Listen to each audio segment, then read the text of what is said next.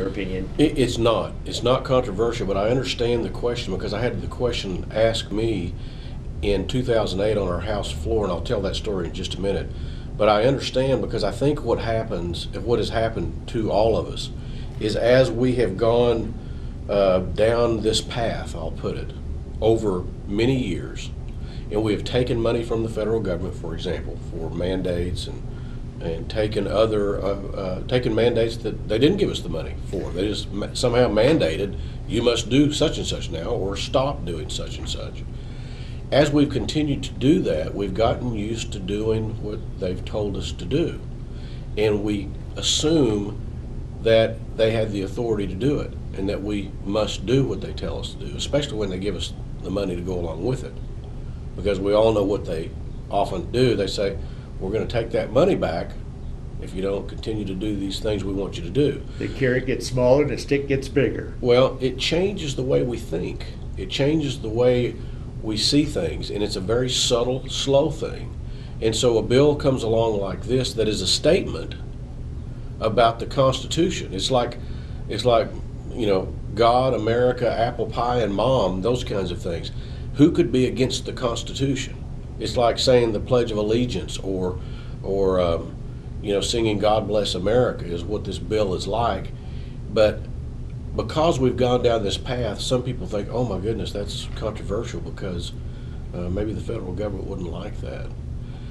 I had our floor leader in the House of Representatives in 2008, who has the authority and the responsibility to manage the bills that come out of committees and then go to the House floor to be heard. And it was his job to manage that process. I passed the 10th Amendment resolution out of committee, so it was on the calendar. It was supposed to have been put on the calendar to be on the House floor. Well, I had about a 3-day window, 2 or 3 day window that it had to actually be put on the calendar. I had requested that it be put on the calendar through his office, and then I noticed after a day or two, the very last day, that it hadn't been done.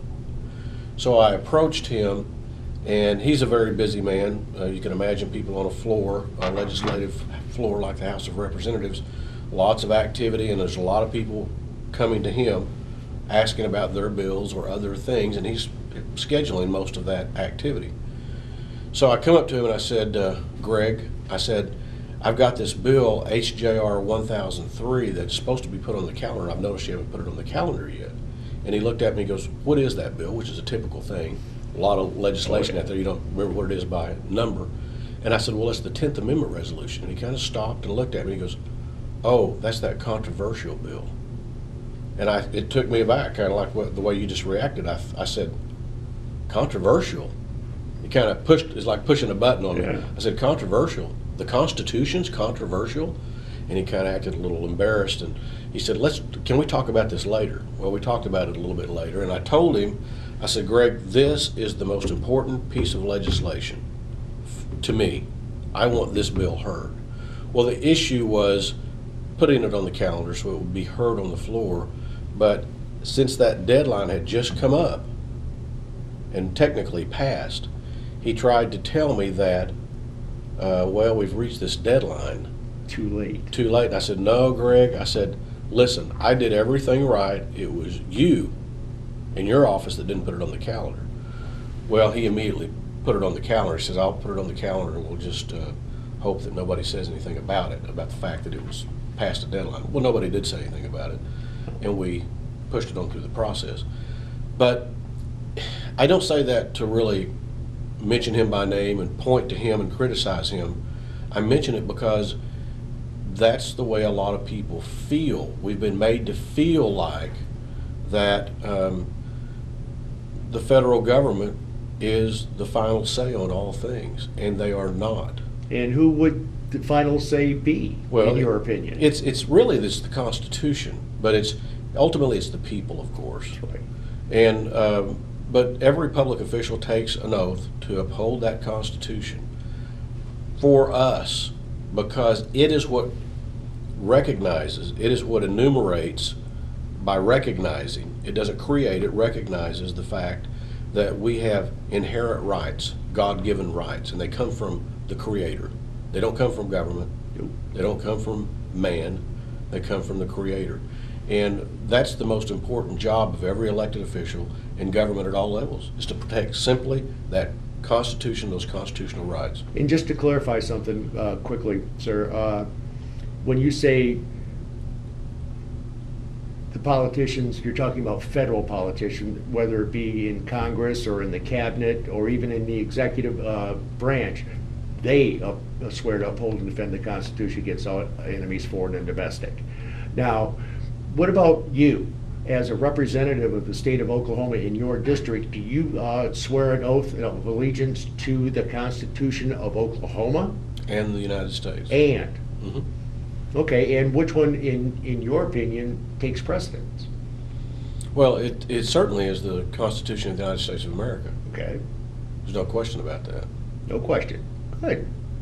Well, I'll tell you what, again, I want to thank you for being here, and thanks for chatting with Give Me Liberty TV. We appreciate it. Thank you very much. And come back sometime when we have a home game here against Oklahoma. Maybe that's 2 years from now. I don't know if I want to wait that long. Oh, okay. I like Nebraska. All right. Well, you're welcome anytime. You hear what this representative from Oklahoma said? Take it to heart. This is not controversial. It's common sense. I'm W.A. Mitchell, Nebraska. Carry on. State Senator Tony Fulton speaks to supporters at a dinner sponsored by Grassroots in Nebraska after the committee hearing of the Nebraska Sovereignty Resolution, LR 292. Thank you. There's another lady who ought to have a hand, and that's Shelley Dowd.